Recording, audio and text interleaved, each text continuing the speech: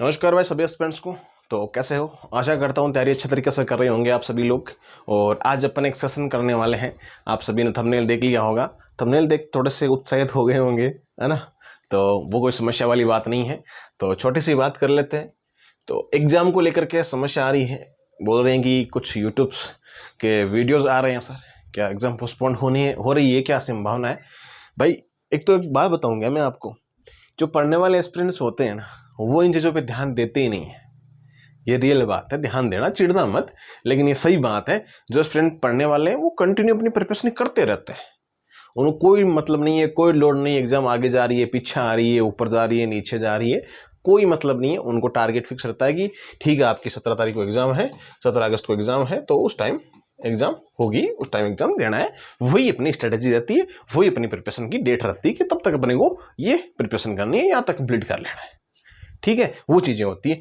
फिर एक चीज़ मैं बता दूं, ये तो थी एग्जाम को लेकर के बात।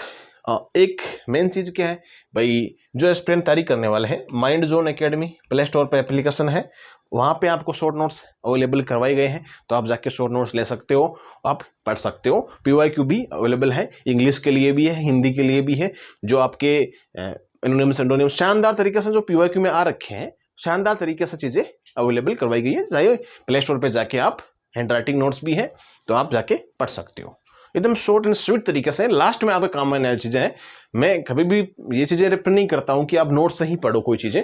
मैं ये चीज़ें रेफर करता हूँ कि आप लास्ट में अगर खुद के शॉर्ट नोट्स नहीं बना रखे हैं ना, खुद के सबसे बेस्ट है। अगर खुद के आपने नहीं बना रखे हैं तो फिर बाद में आपको क्या करना है, किसी दूसरे के नोट्स तो पढ़ने ही पड़ेंगे ना। फिर सिंपल सी बात है यार, दोस्तों से मांग के पढ़ो या फिर कहीं से ही पढ़ो। तो वो चीज़ें आपको अवेलेबल करवाई गई है एकदम शानदार तरीके से।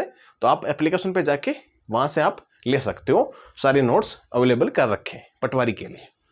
ओके, हाँ, वीडियो के लिए भी सोचेंगे, चल रहा है काम। तो आवेदन की कुछ बातें थी कि सर आवेदन में ये मिस्टेक वो मिस्टेक है, जो करनी थी कर दी। हाँ, उनका आप समाधान अब कर सकते हो कि भाई एग्जाम के बाद में भी डेट मिलती है कि आपका अपना करेक्शन कर सकते हो, कुछ समस्या है तो 2 बार डेट मिलती है। और आवेदन वापस भी लिए गए हैं बहुत सारे एस्पिरेंट के द्वारा कि मेरे एग्जाम देना नहीं होगा, और फिर से आवेदन करवाए गए। तो आवेदन एक्स्ट्रा भी आए हैं, 20-30 हज़ार और आवेदन आए हैं।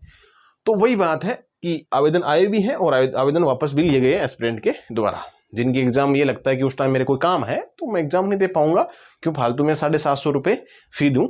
तो उस चक्कर से वापस भी फॉर्म इसके लिए गए। हाँ, कुछ सवाल ये भी रहते हैं कि क्या 2 शिफ्ट में एग्जाम होगी क्या, है ना? तो अभी तक तो यही है कि पहले कर्मचारी चयन बोर्ड के अध्यक्ष ने ये बोला था कि भाई जो आपकी पटवार की एग्जाम है वो एक शिफ्ट में कराने की पूरी संभावना, एक शिफ्ट में ही कराई जाएगी। फिर बाद में पता नहीं क्या चूल मची, तो उसके बाद ये बोला गया था कि भाई 2 एग्जाम करवाने की बात है। अब एस्पिरेंट को इन चीज़ों में कंफ्यूज नहीं करना चाहिए भाई। जब आप रीट वगैरह की इतनी बड़ी 12-12, 15-15 लाख की एग्जाम्स कंडक्ट करवा सकते हो, 8 लाख की, 10 लाख की करवा सकते हो एक दिन में, और एस्पिरी की एग्जाम एक दिन में हो सकती है। अब कुछ बोलेंगे कि वो तो प्रीलिम्स एग्जाम है, वो पात्रता एग्जाम है। भाई कुछ नहीं होता, एग्जाम होती है ना, एग्जाम होती है। भले ही वो पात्रता परीक्षा हो, भले ही मेन एग्जाम हो, ठीक है। तो जब सीट भी हो रही है और एग्जाम्स भी हो रही है, सिंगल दिन में आप करवा रहे हो एग्जाम डेट वगैरह की, तो इसमें क्या दिक्कत है?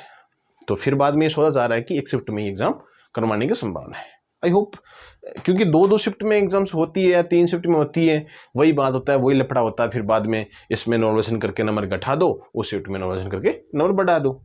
फिर जो बच्चे मेहनत करते हैं उनको थोड़ी समस्याएं होती हैं।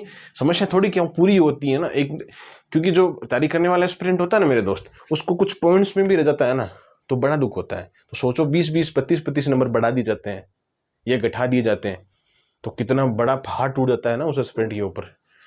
तो वही चीज़ें हैं, बाकी कोई बात नहीं है। छोटी मोटी अपडेट्स के लिए आप ट्विटर पे फॉलो कर सकते हो, मैनेजिंग में टीम के द्वारा मैनेज करते हैं, तो आप उसमें भी आप क्या कर सकते हो, चेक कर सकते हो कि भाई हाँ क्या चीज़ हो रही है क्या नहीं हो रही है। क्योंकि मैं अभी फिलहाल नोट्स में SI के जितने भी एस्पिरेंट हैं वो जुड़ सकते हैं माइंड जोन एकेडमी पे, प्ले स्टोर पे एप्लीकेशन है, तो वहाँ पर आपको क्या टेस्ट स्टार्ट हो रहे हैं SI के लिए टॉपिक वाइज।